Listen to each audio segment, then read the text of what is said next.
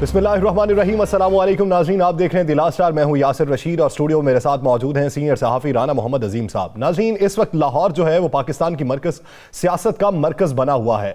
लाहौर में आए दिन मुलाकातें हो रही हैं, अपोजिशन से मुलाकात कर रही है और अपोजिशन हुकूमती इत्तेहादियों से भी मुलाकातों में मसरूफ़ है। बाज़गश ये है कि अपोजिशन हुकूमत के खिलाफ अदम एतमाद की तहरीक लाना चाहती है। माजी में भी बेशुमार कोशिशें की गई, बारहा राबिते किए गए, लेकिन उसका हासिल वसूल कुछ ना मिला। तो अब की बार अपोजिशन ने हुकूमती इत्तेहादियों से राबिते मजीद बढ़ाने की कोशिश की है, जबकि दूसरी जानिब अगर हुकूमत को भी देखें तो हुकूमत भी ऐवान की सियासत के साथ साथ सड़कों की सियासत पर माइल होती दिखाई दे रही है। ऐलान ये हुआ है कि अब बड़े जलसे जुलूस किए जाएंगे और अपोजिशन की जो करप्शन थी जो माजी में की गई उसको बेनकाब किया जाएगा। लेकिन मौजूदा सूरत हाल के तनाजुर में अगर देखा जाए तो अपोजिशन लीडर शहबाज शरीफ, पाकिस्तान पीपल्स पार्टी के चेयरमैन बिलावल भुट्टो जरदारी, को चेयरमैन आसिफ अली जरदारी साहब काफी मुतहर्रिक दिखाई देते हैं।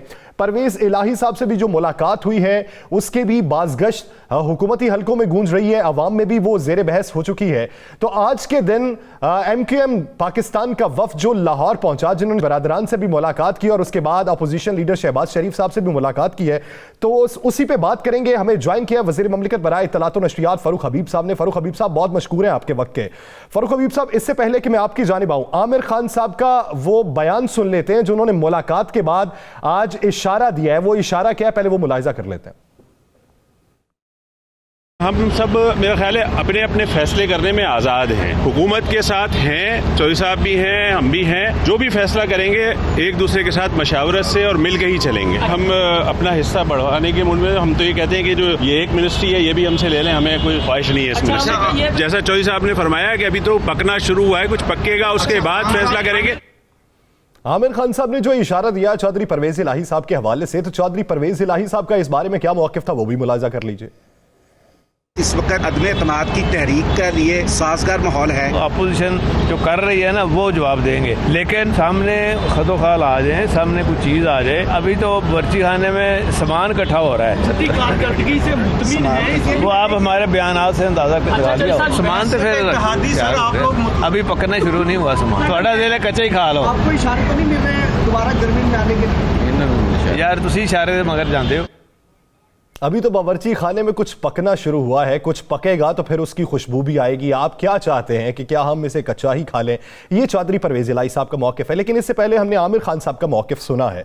लेकिन आमिर खान साहब का मौक़िफ़ कुछ दिन पहले जब कराची में मौलाना फजलुर रहमान साहब से मुलाकात हुई थी उस वक्त क्या था वो भी मुलाहिजा कर लीजिए। हम माजी में चाहे वो पीपुल्स पार्टी की हुकूमत रही हो, चाहे मियाँ साहब की हुकूमत रही हो, हम सबका हिस्सा भी रहे, इस वक्त PTI का हिस्सा भी है। तो हम तो किसी की भी कारकर्दगी से मुतमईन नहीं है। अल्लाह करे माशी से भी मुतमईन नहीं है। तो हम इसका इजहार कर चुके हैं कि हम इस जमहूरियत को बचाने के लिए इस हुकूमत में शामिल हुए थे। कारकर्दगी का फैसला आने वाला इलेक्शन कर देगा। फ़ारूक हबीब साहब, आपने गुफ्तगू मुलाहिजा की चौधरी परवेज इलाही साहब की और आमिर खान साहब की भी, वो कुछ अरसा पहले की भी आमिर खान साहब की आप मुलाहिजा कर चुके हैं। अब आप ये देखिए कि ये आपके बेहतरीन इत्तेहादी हैं, अभी तक हर मामले में इन्होंने आपका साथ दिया है। लेकिन इस वक्त जो मौजूदा सिनेरियो के अंदर मुलाकातें हो रही हैं, इत्तलात ये हैं, वो उसमें हकीकत क्या है या वो उसकी आप नफ़ी किस तरीके से करते हैं ये अलग बात है, कि पाकिस्तान मुस्लिम लीग नून के आगे MQM ने ये रोना रोया है कि हमारे साथ जो वादे किए गए थे वो वादे पूरे नहीं किए गए। हुकूमत बैड गवर्नेंस में इस वक्त जारी है जिसका खुमियाजा हमें भी भुगतना पड़ रहा है। नहीं, देखिए मैं नहीं समझता कोई ऐसा मामला है। बुनियादी तौर के ऊपर तमाम इंडिपेंडेंट जमातें हैं, आज़ाद जो उनकी अपनी पॉलिसीज़ हैं, उस हवाले से वो जिससे मुलाकात करना चाहते हैं करें। हमें उस मुलाकात के ऊपर किसी किस्म का कोई एतराज़ नहीं है।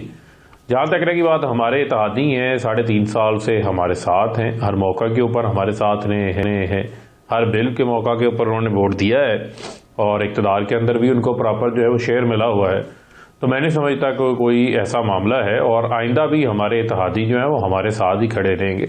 बाकी ये तो जहाँ तक रहेगी बात अपोजिशन की, तो अपोजिशन तो खुद अपोजिशन को गिराने के ऊपर लगी हुई है। उनका को हुकूमत को गिराने का ख्वाब जो है वो कभी उनका पूरा नहीं होगा। 3-3.5 साल से उन्होंने सिर्फ धूल ही चाटी है, इधर उधर जलसे जुलूस, रैलियाँ, मुलाकातें।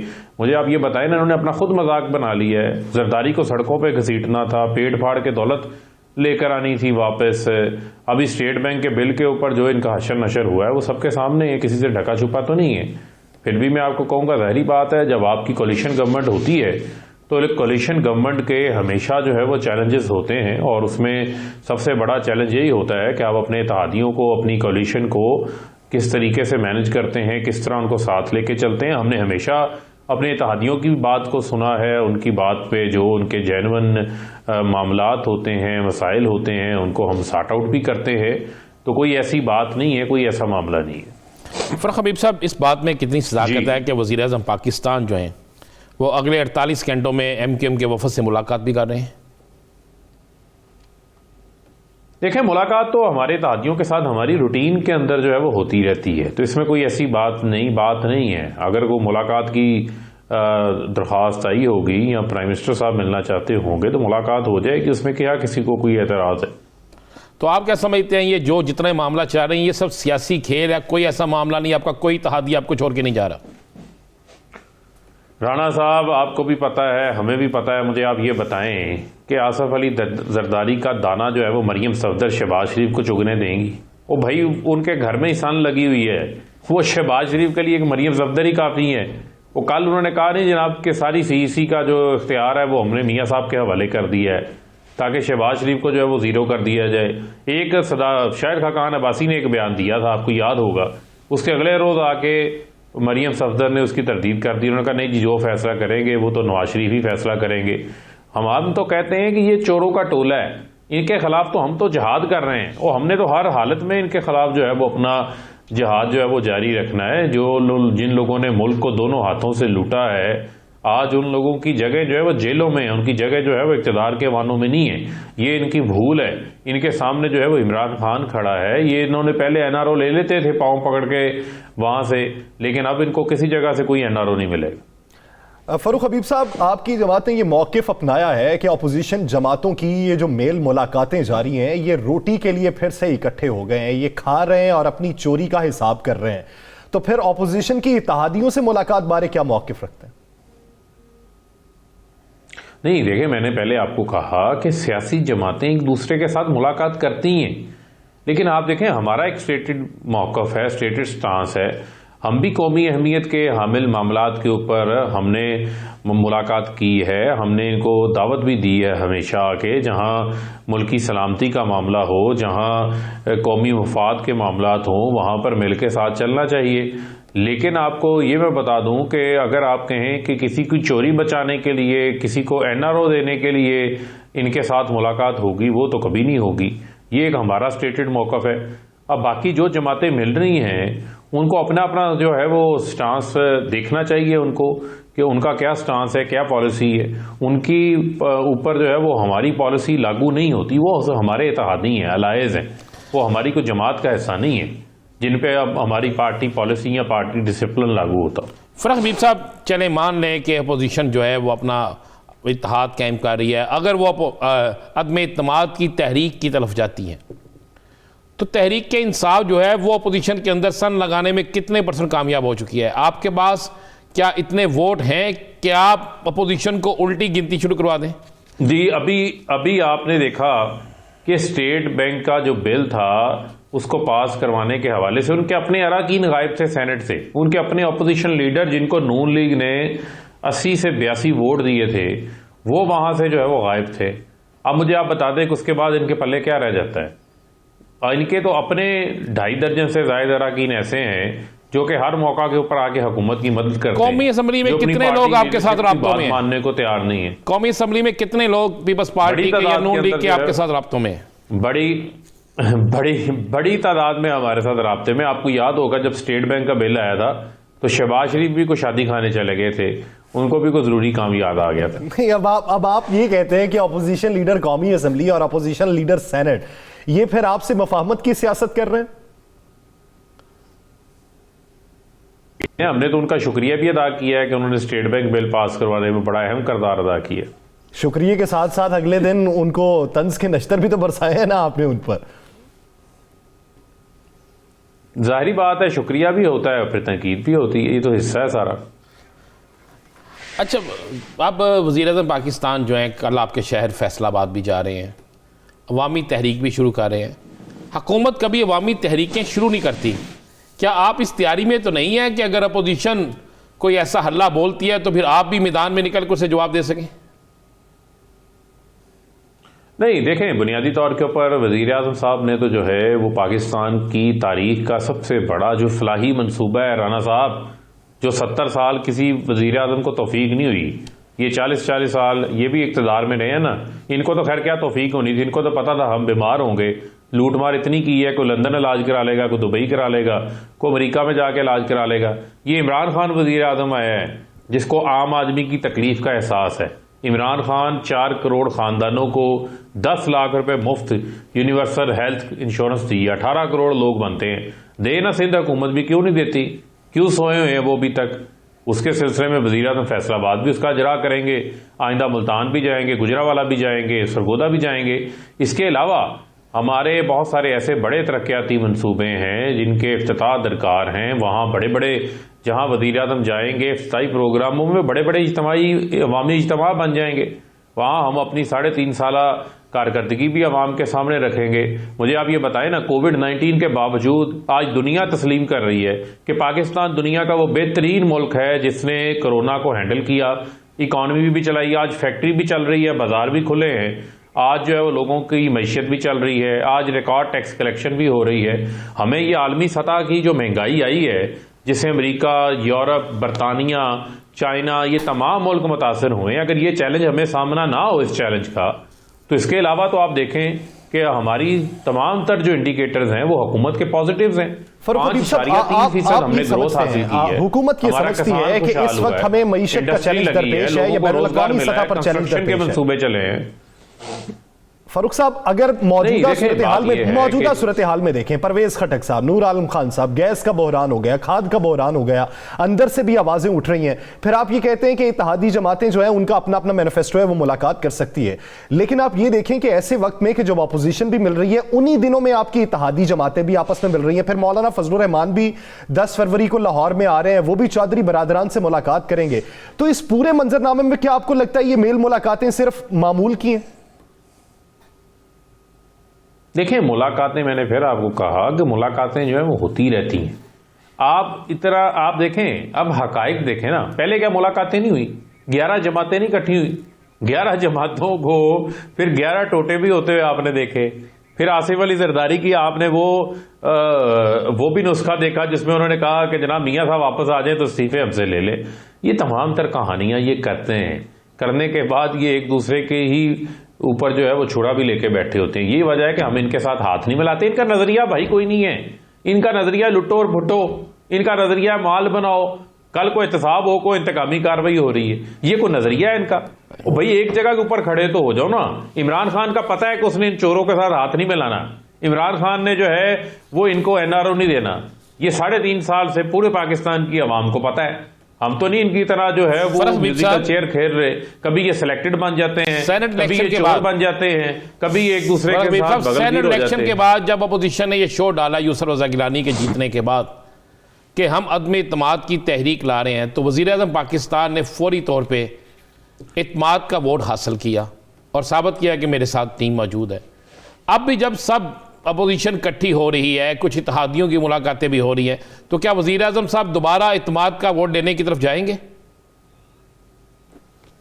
देखिए, मैं समझता हूँ ऐसी सूरत हाल ही कोई नहीं है बुनियादी तौर के ऊपर। तो उस वक्त आपके इल्म में है कि कुछ लोगों को हमारे इन्होंने वोट मैनेज किया, यूसुफ रज़ा गिलानी को जो है वो वोट पड़े वहाँ पर। उसके बाद वज़ीर आज़म साहब ने मुनासिब समझा, उन्होंने इत्तेमाद का वोट ले लिया।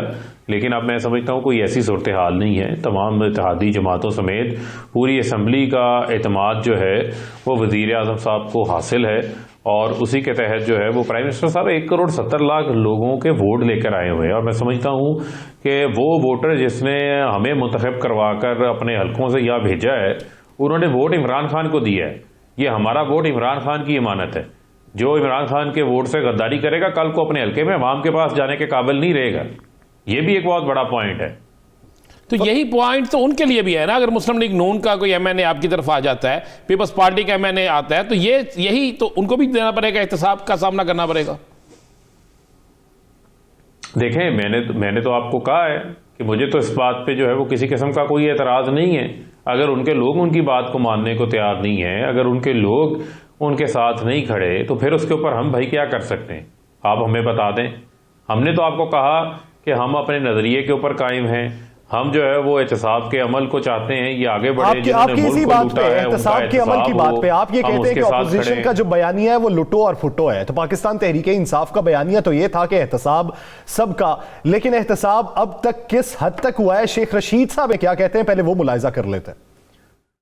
इमरान खान जो चाहता था कि ये करप्ट लोग जेलों के पीछे हों, ये मनी लॉन्ड्रर जेलों के पीछे हों, लेकिन ऐसा नहीं हो सका। इसलिए नहीं हो सका कि इस मुल्क में निजाम जो है सिर्फ गरीब को सजा देता है। इस मुल्क का निजाम जो है टेलीफोन जो छीने उसको 10 साल कैद करता है, और जो बड़ा आदमी शहबाज शरीफ किस्म का आदमी 16-16 अरब चोरी करके मुल्क से बाहर ले जाए, उसकी 16 दिन में जमानत ले लेता है।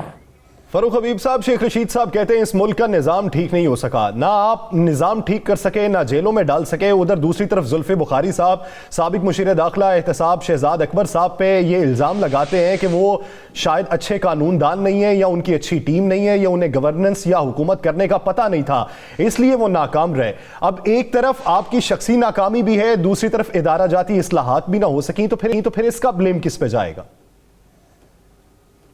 नहीं, ये देखें हमारी किस बात की नाकामी है ना। आप देखें इमरान खान तो 70 साल का गंद भाई साफ कर रहा है। क्या हो गया आपको? हम तो 1898 के बाद के कानून की रिफॉर्म्स लेकर आ रहे हैं। ये जो CRPC के अंदर जो रिफॉर्म्स लेकर आ रहे हैं, जो फौजदारी का कानून है, इसमें 700 के करीब जो रिफॉर्म्स आ रही हैं, वो इमरान खान लेकर आया। पहले ले आते ना, किसको तौफीक हासिल हुई? कोई तौफीक हासिल नहीं हुई। इस मुल्क के अंदर एहतसाब का नाम पर NRO दिया जाता था। इस मुल्क में एहतसाब के नाम के ऊपर जो है वो फ्रेंडली अपोजिशन कायम की जाती थी। इसमें तो पहली बार हकीकी मानों में ताकतवर की चीखें निकली हैं, उसको कानून में आने का खौफ पैदा हुआ है। ये जरदारी और शहबाज शरीफ एक दूसरे की शक्ल देखना चाहते थे, और भाई ये बुग़्ज़े इमरान खान में एक दूसरे को मिल रहे हैं। और जितनी मुलाकातें इन्होंने इमरान खान की वजह से करनी है, इन्होंने क्या मुलाकातें करनी थी? क्या हो गया आपको? किस दुनिया में आप लोग रहते हैं भाई? तो ये पाकिस्तान की आवाम भी जानते हैं, ये जो 22 करोड़ आवाम है, ये बड़ी समझदार आवाम है। फिर जुल्फी बुखारी साहब शहजाद अकबर साहब की नाकामी पे इल्जाम क्यों लगा रहे हैं? ओ यार, वो बड़ी छोटी सी, देखे वो बड़ी एक छोटी सी बात है, वो एक छोटी सी बात है जिसपे आप बात करें। ओवरऑल निजाम की बात कर रहे हैं ना। क्या इमरान खान ने लड़ना है? और भाई करप्शन के खिलाफ तो आपने भी लड़ना है, मीडिया ने भी लड़ना है, पूरे माशरे ने लड़ना है। क्या अकेले इमरान खान ने लड़ना है? इमरान खान तो लड़ रहा है उसके खिलाफ। इमरान खान को इसी वजह से तो इमरान खान को इनकी तनकीद का सामना है, लेकिन हम उनकी तनकीद को जो है वो माइंड नहीं करते, क्योंकि हम नजरिए के ऊपर कायम है। इनका नजरिया क्या है? इनका नजरिया जो है वो करप्शन है, इसके अलावा और कोई मामला नहीं। अब मैं आपको बताता हूं, आप मुझे बताएं कि 16 अरब रुपए की शहबाज शरीफ की करप्शन पकड़ी जाती है, 1 साल लगता है चालान मुकम्मल करने में। माफिया सलमान शहबाज को मुल्क से बाहर बैठाया हुआ है, यहां पर अपनी 50 रुपए का स्टाम्प पेपर जमा करवाते हैं, करवा के वहां जाके 4-4 फ्लोर सीढ़ियां चढ़ के चले जाते हैं, 400-400 किलोमीटर का सफर कर लेते हैं, फिर डॉक्टरों से ओपिनियन लगा के कहते हैं नहीं इनको तो सफर करने की इजाजत नहीं है। यही तो वजह है, हम ये कहते हैं कि इनको बुला, आप इनकी मुलाकातें ना दिखाएं, आप इनसे पूछें भाई आपने चोरी की है, ये टोपी ड्रामा क्या लगाया हुआ आवाम के आगे? ये मीडिया का भी किरदार है, आप लोगों का भी मीडिया। फरूख हबीब साहब, मीडिया अपना किरदार अदा कर रहा है, तो उसके वो वीडियो दिखाते हैं जो लंदन में वो एक फैक्ट्री का दौरा करते हैं, उसकी उनकी जो वीडियो दिखाता है वो मीडिया ही दिखाता है, उनके तलक जो चीजें दिखाता है वो मीडिया ही दिखाता है, और मीडिया बिल्कुल। हम आपका शुक्रिया भी तो अदा करते हैं ना। अच्छा चलें जरा आगे चलते हैं, जरा थोड़ा सा ये मुझे बता दें, ताहयात नाहिली, इस पर आपका जाती मौकफ क्या है और पार्टी का मौकफ क्या है? जी नहीं, देखें बात ये है, मैं तो पार्टी का मौकफ भी बता देता हूं ना, अपना जाती मौकफ भी बता देता हूं। राणा साहब मुझे आप ये बताएं, ये जो जीरा नाई है, ठीक है, ये जो बशीर साइकिल चोर जेल के अंदर बंद पड़ा है, इनकी जेलें खोल दें फिर। क्या उनके बुनियादी हकूक नहीं है जिनको सजाएं हुई हैं? वो पता नहीं किस मजबूरी की वजह से उसने चोरी की, चोरी की वजह से उसको सजा हो गई, किसी को उम्र कैद हो गई, किसी को 10 साल, किसी को 12 साल। क्या उनके बच्चे नहीं है पीछे? क्या उनकी खवातीन घरों के अंदर जो है वो नहीं बैठी हुई? ये नोखा लाडला है नवाज शरीफ, जिसके ऊपर आगे जो है वो बार आगे सुप्रीम कोर्ट बार के जनाब नहीं, इसकी नाअहली को खत्म कर दो। 62-63 बड़ा वाजे है, पाकिस्तान की आला अदलिया ने इसके ऊपर जो है वो फैसला दिया हुआ है। इसके बाद आप देखें कि रिव्यू भी हो चुका हुआ है, मुल्क को लूटा है, करप्शन करते पकड़े गए हैं, कतली खत का मजाक किया, जाली कैलबरी फॉन्ट देखी लोगों ने। मेरी लंदन में क्या पाकिस्तान में कोई प्रॉपर्टी नहीं, वो पूरी फिल्म लोगों ने देखी है। उसके बाद इनको जो है वो सजाएं हुई हैं। अब आप कहें कि जनाब इनको जो है वो अहल कर दिया जाए, ये तो पटिशन मेंटेनेबल ही नहीं है। ये तो सुनने के काबिल पिटीशन नहीं है। तो फरूख इनसे हबीब ये भी साहब, सवाल ये भी बनता है कि 62-63 का इतलाक जो है वो सिर्फ पार्लियामेंटेरियंस पे होता है, तो या तो फिर इसका इतलाक कुली तौर पे होना चाहिए, या फिर आप ये नहीं समझते कि इसमें तरमीम करने की जरूरत है? और भाई मेरे बात ये है, 62-63 को आप पढ़ तो लेना यासिर साहब।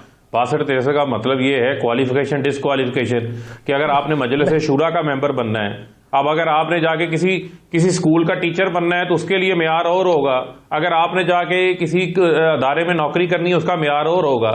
लेकिन अगर आइन के अंदर लिखा है कि अगर आपने रुकने असेंबली या रुकने सेनेट बनना है तो उसका ये मेयार है, उस मेयार को पूरा करना है आपने, आपको सादिक और अमीन होना पड़ेगा। अगर आप झूठ बोलेंगे, चोरी करेंगे, इक़्तिदार में आके करप्शन करेंगे, नाजायज अख्तियारात का इस्तेमाल करेंगे, तो फिर आपके ऊपर डिस्क्वालिफिकेशन भी लगेगी। और सजा जजा का निज़ाम तो अल्लाह ताला ने भी रखा हुआ है, दुनिया में भी रखा हुआ है, आखिरत में भी रखा हुआ है। ये कानून क्यों बनाए जाते हैं? इसी वजह से बनाए जाते हैं ना कि लोग कानून की खिलाफ वर्जी ना करें, वरना तो यहां पे कहेंगे सूनियां हो जन गलियां विच कल्ला रांझा यार फेरे, फिर तो यही काम हो जाएगा ना। तो ये कोई बनाना रिपब्लिक नहीं है भाई, अंधेड़ नगरी चौपट राज नहीं है। यहां पर आइन है, आइन की हाकमियत के लिए हमने कुर्बानियां दी हैं, उसके साथ हम खड़े होंगे।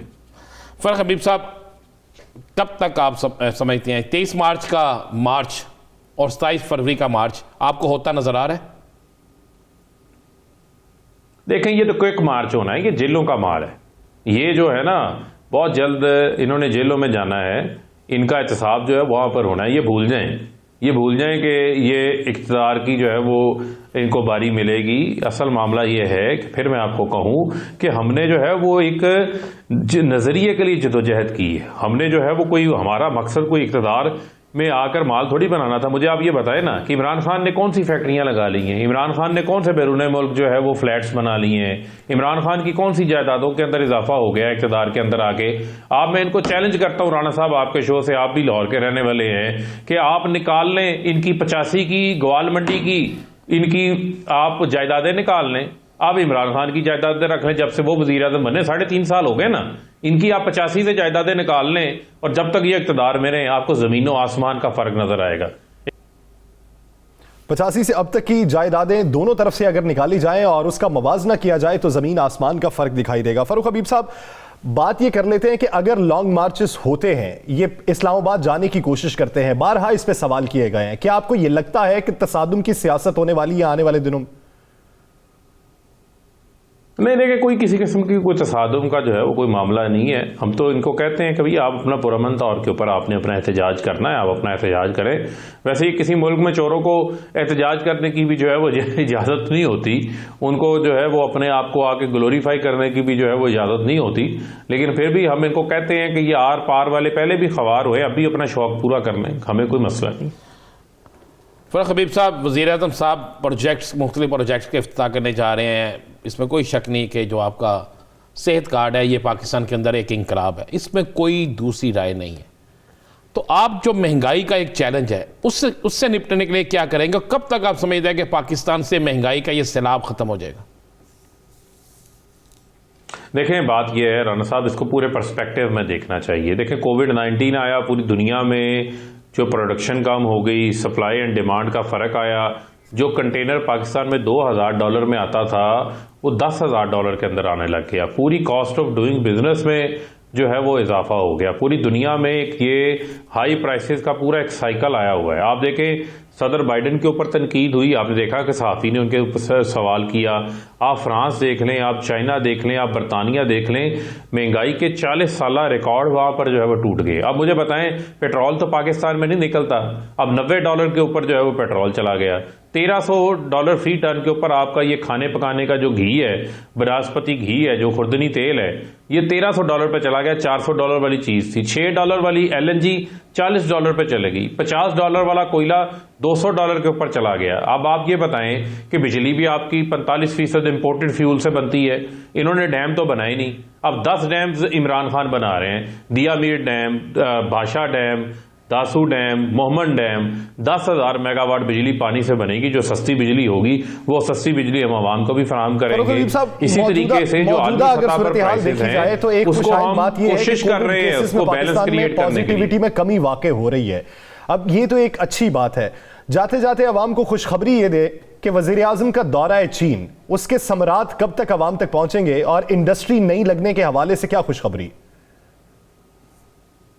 देखें, बहुत बड़ी खुशखबरी है। मैं आपको बताऊंगा, प्राइम मिनिस्टर साहब का तारीखी दौरा हुआ है, तारीखी कामयाबी का दौरा है। ना सिर्फ चाइना के साथ हमारा जो स्ट्रेटेजिक पार्टनरशिप है उसकी मजबूती के हवाले से, ख़ास तौर के ऊपर इकॉनमी के हवाले से 20 से ज़ायद वज़ीर आज़म साहब ने मीटिंग्स की हैं डिफरेंट सेक्टर्स के साथ, जिसमें टेक्सटाइल सेक्टर है, फुटवेयर सेक्टर है, फार्मास्यूटिकल सेक्टर है। वहां से इंडस्ट्री रीलोकेट होकर पाकिस्तान आएगी। ना सिर्फ यहां से एक्सपोर्ट्स बढ़ेंगी बल्कि जो हमारी इंपोर्ट होती है, इंपोर्ट सब्स्टिट्यूशन भी होगी। और ये अरबों डॉलर की जो इन्वेस्टमेंट है वो पाकिस्तान आ रही है, उसकी राह हमवार हो रही है। पहली बार कोई प्राइम मिनिस्टर जो है वो तैयारी करके चाइना गया, जहां उन्होंने उनसे बात की कि ये वो ताउन के एरियाज हैं जहां पर आपकी इंडस्ट्री दूसरे ममालिक में जा रही है, जबकि पाकिस्तान में सबसे ज़्यादा पोटेंशियल मौजूद है। पाकिस्तान सी पैक का हिस्सा है, पाकिस्तान आपका दरीना दोस्त है, लिहाजा टेक्नोलॉजी ट्रांसफ़र करें, यहाँ पर एग्रीकल्चर में टेक्नोलॉजी ट्रांसफ़र करें, इंफॉर्मेशन टेक्नोलॉजी में आके हमारी मदद करें, ताकि पाकिस्तान भी आगे बढ़े और ये पाक चीन दोस्ती मज़ीद मजबूत हो। पाक चीन दोस्ती मजीद मजबूत हो। आने वाले दिनों में पाकिस्तान में इंडस्ट्री लगेगी, चीन के ताउन से अरबों डॉलर की सरमायाकारी होगी, ये खुश आइंद बात है। और अपोजिशन मौजूदा सूरत हाल के तनाजुर में जो मेल मुलाकातें कर रही है, इसका हासिल कुछ नहीं निकलेगा। बहुत शुक्रिया फारूक हबीब साहब इस हवाले से अपना वक्त देने के लिए। नाज़रीन, दीगर सियासी मंजरनामे पर बात एक शॉर्ट ब्रेक के बाद कहीं नहीं जाएगा। Stay with us.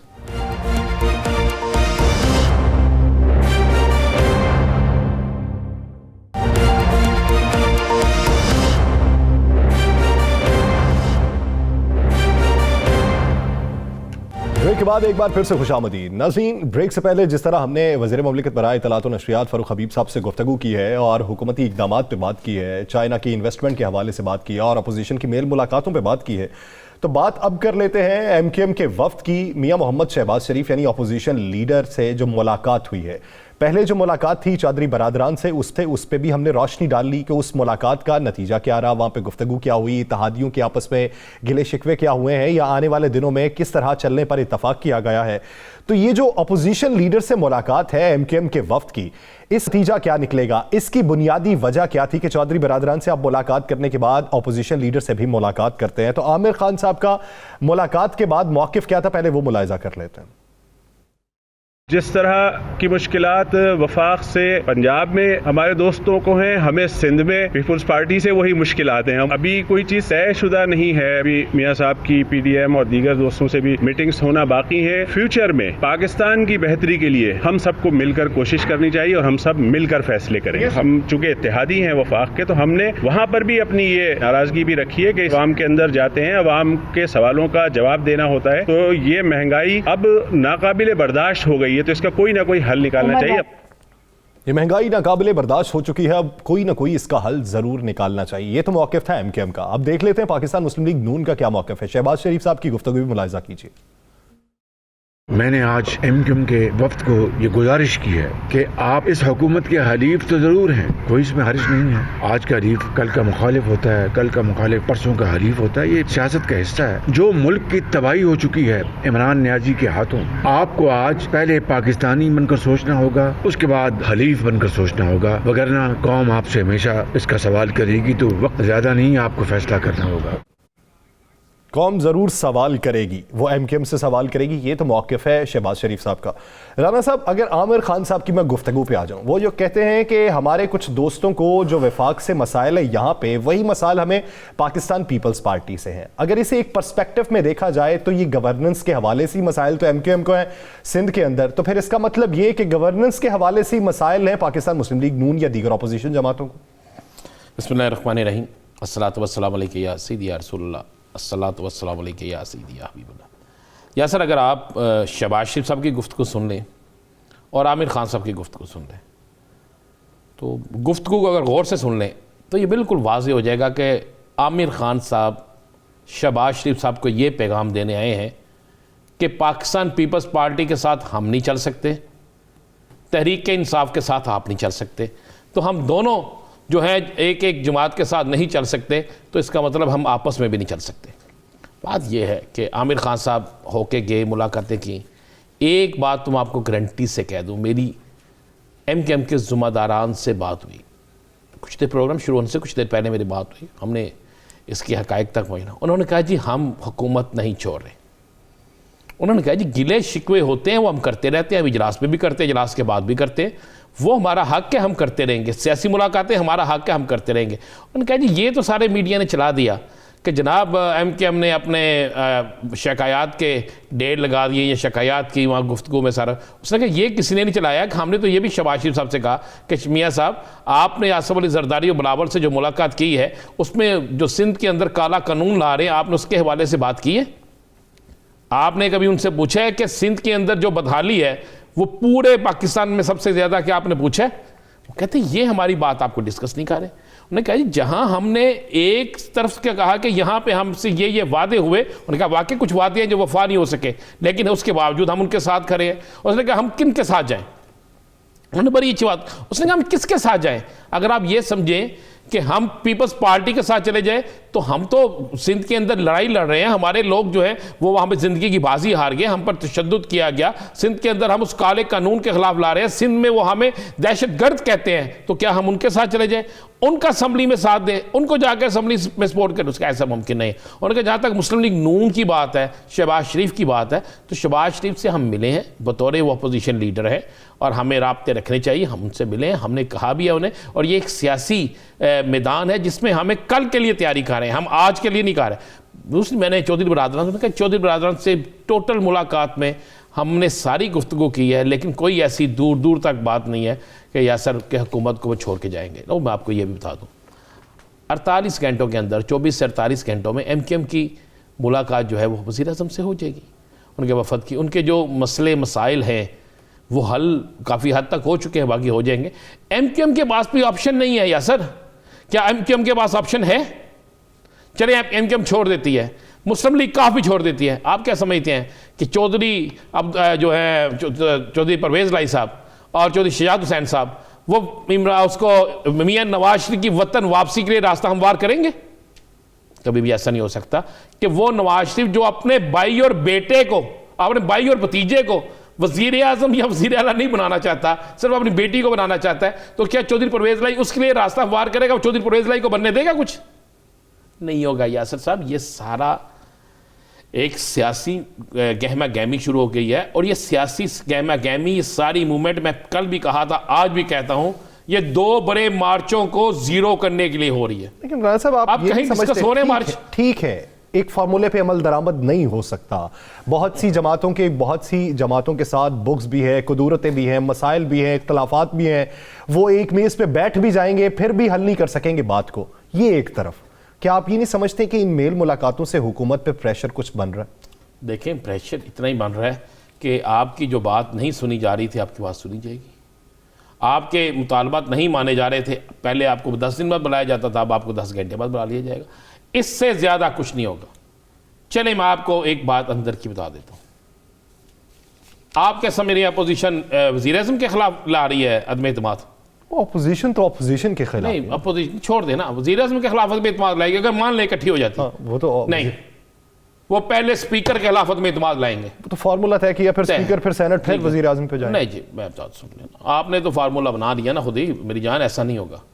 वो स्पीकर के खिलाफत में इत्तेमाद लाएंगे, अगर वो कामयाब हो गई उसके बाद वो आएंगे पंजाब में, अच्छा, फिर वज़ीर आज़म की तरफ जाएंगे। ये मैं आपको ये वो बात कह रहा हूं जो इनके अंदर, क्योंकि इनकी स्पीकर के खिलाफ कामयाब नहीं होनी, 101% कामयाब नहीं होनी, उसकी बहुत सी वजूहात हैं। आप क्या समझते हैं वज़ीर आज़म का चाइना का टूर जो है, चाइना का जो दौरा है, जो मुआहदे करके आए हैं वज़ीर आज़म, और जो मुहित्ते की मौजूदा सूरत हाल है, इस पर पाकिस्तान के अहम तरीन अदारे वज़ीर आज़म के खिलाफ खड़े होंगे? वो किसी ऐसी कुव्वत को या किसी ऐसी सियासी जमात को सपोर्ट करेंगे कि जो हित्ते में मज़ीद बदअमनी पैदा हो, जिससे हो, या महंगाई में इजाफा हो, या वो मुआहदे जो करके आए वो ख़राब हो? ऐसा नहीं होगा यासर। हमें थोड़ा सा हक़ाइक़ को देखना होगा। अपोजिशन जो चाह रही है वो किसी सूरत में इसलिए नहीं होना। मैंने कहा था कल भी, पीपल्स पार्टी नून लीग पीपल्स पार्टी के साथ खेल रही है। मौलाना फजल रहमान जो हैं वो ऐसे खेल रहे हैं, वो देख रहे हैं कि हमारे पास क्या चॉइस होगी, हमें ज़्यादा कहाँ से चीज़ रिस्पॉन्स मिलेगा। ये सारा ड्रामा जो हो रहा है ना, ये सारा ड्रामा जो हो रहा है, ये किसी एक मार्च को रोकने के लिए हो रहा है। और ये फ़ज़ा बनाई जा रही है कि जनाब हम अदम एतमाद की तहरीक लेके आएंगे, हम अदम एतमाद की तहरीक लेके, जब कहा जाएगा अदम एतमाद की तहरीक लेके आ रहे हैं, आप ईवान के अंदर जंग ला रहे हैं, तो फिर सड़कों की जंग जरा बंद कर दें, ये होगा यासर। अच्छा चले अब दूसरी तरफ आ जाते हैं। ठीक है, इत्तेहादी मेल मुलाकातें कर रहे हैं, वो अपने गिले शिकवे कर रहे होंगे, ऑपोजिशन एक दूसरे को नाकाम बनाने की कोशिश कर रही है। चौधरी बरादरान के पास MKM भी जा रही है, पीपल्स पार्टी भी जा रही है, नून लीग भी जा रही है, मौलाना भी आएंगे, वो भी जाएंगे। ये चौधरी बरादरान का जो घर है या जो आप स्पीकर हाउस लगा लें, ये इस वक्त सियासत का मरकज बना हुआ है। हम ये समझते हैं पीपल्स पार्टी ने बनाया। चौधरी बरादरान के पास कौन सा नुस्खा लेके सारे जा रहे हैं? चौधरी बरादरान जो हैं वो जोर तोड़ के मास्टर हैं। चौधरी बरादरान जो है वो, उनके रूट्स इतने बेहतरीन रूट्स हैं कि अगर वो रूट्स इस्तेमाल हो गए अपोजिशन के लिए, तो जो अपोजिशन कोशिश कर रही है 3.5 साल से और उस कोशिश में वो कामयाब नहीं हो रही, अगर चौधरी बरादरान चाहें तो वो कामयाब हो सकती हैं। ये इसलिए सारे जा रहे हैं। दूसरा देखिए, अपोजिशन बड़ी सियानी है। अपोजिशन जानबूझ के हुकूमती इत्तेहादियों के पास जाएगी। आप कहते हैं अपोजिशन सियानी है, यहाँ पे बेवकूफ है कौन? नहीं, हुकूमती इत्तेहादियों के पास जाएगी ताकि ये तासर दिया जा सके कि हुकूमती इत्तेहादी जो हैं वो हमारे साथ मिल रहे हैं और हुकूमत को थोड़ी सी घबराहट पैदा हो। मुझे एक बात बताएं, चौधरी बरादरान साहब के हवाले से हाफिज अब्दुल्ला साहब ने पिछले प्रोग्राम में क्या कहा था, याद है आपको ना? हाँ जी, याद है। चौधरी बरादरान, मैं फिर उनकी जमात भी तकिया करती रही है। चौधरी बरादरान वो तो अभी जो कमिटमेंट करते हैं उसको पैरा देते हैं।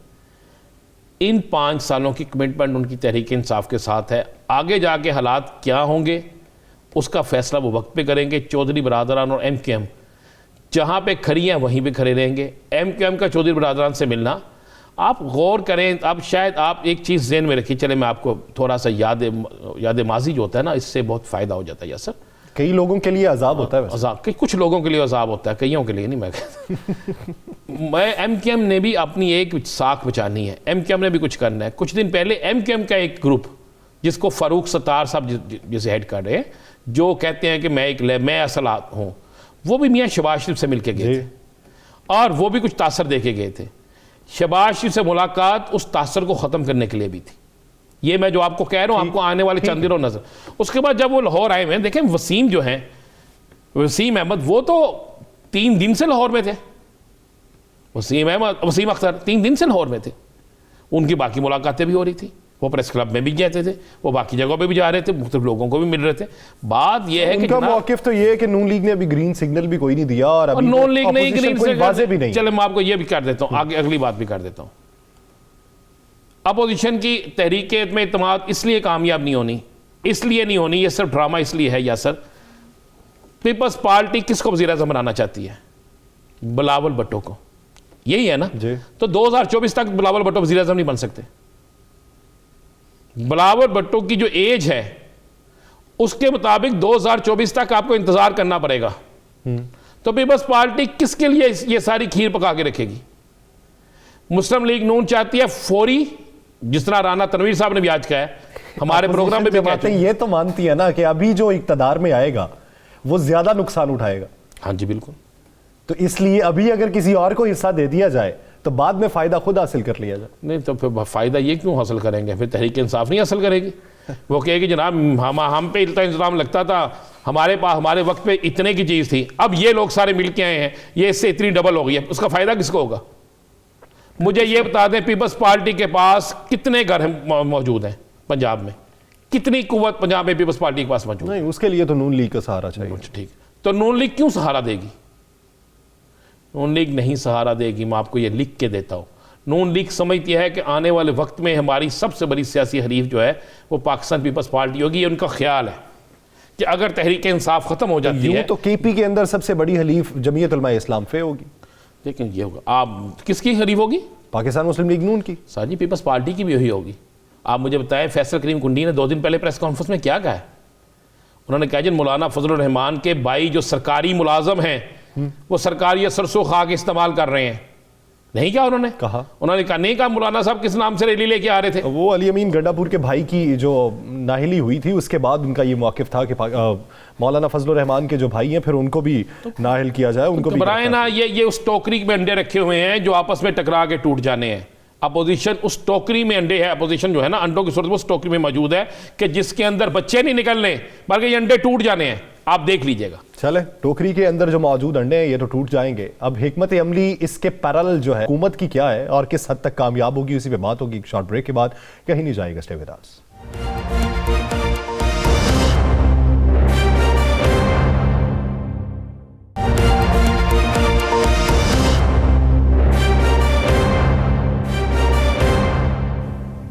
ब्रेक के बाद एक बार फिर से खुशामदीद नाज़रीन। प्रोग्राम के इस हिस्से में जहां पे हमने हुकूमती प्लान की बात करनी है, उससे पहले कुछ तज़किरा कर लेते हैं पाकिस्तान मुस्लिम लीग नून का ही।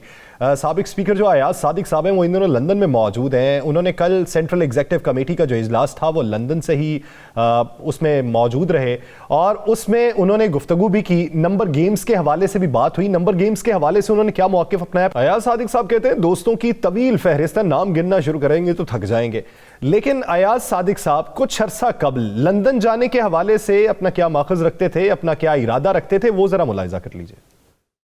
मैं लंदन पहुंचा और मियाँ साहब से मिलने का मुझे शर्फ हासिल हुआ। मैं तो मियाँ साहब से यह कह रहा था, मियाँ साहब दिल तो चाहता है आपको साथ ही लेके जाएं। मैं मिल के आया, मेरा ख्याल है मेरी मुस्कुराहट आपको बताती है कि हालात क्या है। मैं तो मियाँ नवाज शरीफ साहब को लेने जाऊंगा इंशाल्लाह। फरवरी के पहले हफ्ते में इंशाल्लाह जाऊंगा और मैंने ये कहा था मियाँ साहब दिसंबर में आ सकते हैं। जब मैं जाऊंगा हो सकता है मेरे साथ हो जाए या उसके बाद भी आ सकते हैं। आएंगे जरूर, इनकी नींदें खराब होंगी जरूर।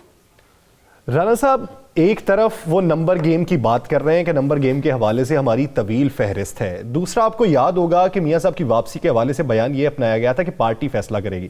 लगता ये है कि एक तरफ हुकूमत के खिलाफ नंबर गेम पूरी है, मियाँ साहब के हवाले से नंबर गेम जो है वो कम पड़ गई है। जैसे पहले मुझे एक तो बताएं, मियाँ साहब तो बीमार हुए, अल्लाह ने सेहत कामला अता फरमाए। ये अयाज सादिक के साथ कौन खड़े हैं? ये इसहाक डार साहब। ये क्यों बाहर गए हुए हैं? थोड़ा सा बीमार है, ठंडी हवा ले रहे हो। ये बीमार है, अल्लाह ने भी सेहत कामला अता फरमाए। हमारी कौम को, हम सहाफ़ियों को ये सोचना चाहिए, ये बयान करना चाहिए कि हक़ाइक़ क्या हैं। देखिए, आप ज़रा आ जाए ना, ज़रा अयाज सादिक साहब, मैं तो इनकी बड़ी इज़्ज़त करता हूँ, ये बड़े ईमानदार डिसेंट है। देखिए, उन्होंने कोई गलत बात नहीं की। उन्होंने किसी जगह कहा है कि फरवरी 2022, 24, 25, 26, 27, 28 को सन दिया उन्होंने, दिसंबर किस साल का? यार वो कह रहे हैं दिसंबर में, नहीं तो फरवरी में। अब वो फरवरी जिस साल में होगी, जिस साल में वो साल का जिक्र करेंगे, हम उनसे उस साल का पूछेंगे। देखिए, मैं आपको, चूँकि मैंने आपको उस वक्त भी कहा था मियाँ साहब नहीं आ रहे, मैं आज भी आपको कह रहा हूँ मियाँ साहब नहीं आ रहे। अयाज सादिक साहब हों या कोई भी हो, उनको सियासी गुफ्तगू करने का हक़ है, वो सियासी गुफ्तगू करेंगे। लेकिन अगर आप ये कहें कि मियाँ साहब अयाज सादिक साहब के कहने से आ जाएंगे, मियाँ साहब मियाँ शहबाज शरीफ साहब के कहने से आ जाएंगे, मियाँ साहब जो हैं वो शाहिदा खान अब्बासी के कहने से आ जाएंगे, मियाँ साहब मुस्लिम लीग नून की एग्जीक्यूटिव काउंसिल के फैसले के बाद आ जाएंगे, नहीं ऐसा है। मियाँ साहब को जिन चंद एक अफराद पे यकीन है और उसके बाद मियाँ साहब को जहाँ से गारंटी चाहिए वहाँ से गारंटी मिलेगी तो मियाँ साहब आएंगे। उसके लिए मुस्लिम लीग नून की किसी जनरल काउंसिल, एग्जीक्यूटिव काउंसिल, किसी साबिक स्पीकर कौमी असम्बली, किसी साबिक वज़ीर आज़म, किसी अपोजिशन लीडर के कहने की या उसकी उनकी तजवीज़ देने की या उनकी राय देने पर मियाँ साहब नहीं आ रहे। एक बात तो आप ज़हन में रख लें, मियाँ साहब को वो गारंटी नहीं मिल रही। चलिए मैं आपको एक बड़ी खबर दे दूं, मियाँ साहब के कुछ दोस्तों ने एक अरब ममालिक में सन लगाई, कोशिश की कि उनके ज़रिए कोई हुकूमत से रब्ता करके कुछ किया जाए, कुछ लोगों से रब्ता किया जाए। ये तो माजी में भी फार्मूला नहीं, ये भी ताज़ा मैंने कहा माजी में भी फार्मूला, फार्मूला हमेशा वैसे ही लगाते हैं, फार्मूलों के मास्टर हैं। तो जनाब वो भी नाकाम हो गई। ये मैं आपको बता रहा हूँ कि एक अरब ममालिक के ज़रिए सिफारिश जो है वो भी उनकी नाकाम, एक अरब मुल्क जो है उसके ज़रिए सिफारिश वो भी एक नाकाम हो गई है। अब जहाँ तक बात है या साथ देखें, एक ज़हन में रखिएगा, अदम एतमाद की तहरीक अगर मुश्तरका तौर पर, मुतफ़िका तौर पर ये लाने की कोशिश करते हैं तो ये उस सूरत में आएगी तहरीक जिस सूरत में शहबाज शरीफ को 100% यकीन होगा कि तहरीक को कामयाब कराने के लिए उनके पास तादाद से ज़्यादा उनको यकीन दहानी की तरफ से राना साहब, प्रोग्राम का वक्त खत्म होने वाला है, उससे पहले बात कर लेते हैं, जब आप ये समझते हैं कि शहबाज शरीफ साहब को पूरा यकीन होगा तब तहरीक अदम एतमाद लाई जाएगी? यकीन दहानी होगी। चले, यकीन दहानी फर्ज करें हो गई, हुकूमती तैयारी क्या होगी? हुकूमती तैयारी मुकम्मल है। चले मैं आपको ये भी बता दूँ, आखिरी मिनट है, हुकूमत जो है वो भी बड़े ज़ोर शोर से तैयारी कर रही है। हुकूमत की तरफ से आइंदा मैक्सिमम 23 मार्च से पहले दोनों बड़ी सियासी जमातों के अंदर एक बड़ी दरार वो हुकूमत आपको डाल देगी। अच्छा। तीसरा, जो हुकूमत की तरफ से जहांगीर तरीन को कहा जा रहा था अपोजिशन के कैंप में चला गया, जहांगीर तरीन जो है वह अपोजिशन की बजाय हुकूमत के कैंप में आपको दोबारा इंतहाई मुतहर्रिक नज़र आएंगे, और इसके लिए हो सकता है कि आइंदा 24 घंटे में कोई अहम मुलाकात उनसे हो चुकी हो। सही, जब हम अगला प्रोग्राम कर रहे हो तो उनसे मुलाकात हो चुकी हो, नहीं तो हम कल शाम को आपको बताएंगे कि जहांगीर तरीन की मुलाकात कब और कहां हो रही है। तहरीक अदम एतमाद के हवाले से ये इत्तेहादी मुमकिन नहीं हो पाएगा। अगर ये हो भी जाता है तो इस हवाले से हुकूमत के भी नंबर गेम पूरे हैं। बहुत शुक्रिया नाज़रीन, द लास्ट स्टार से मुझे और राना अजीम साहब को दीजिए इजाजत। अपना बहुत सा ख्याल रखिएगा। अल्लाह निगहबान।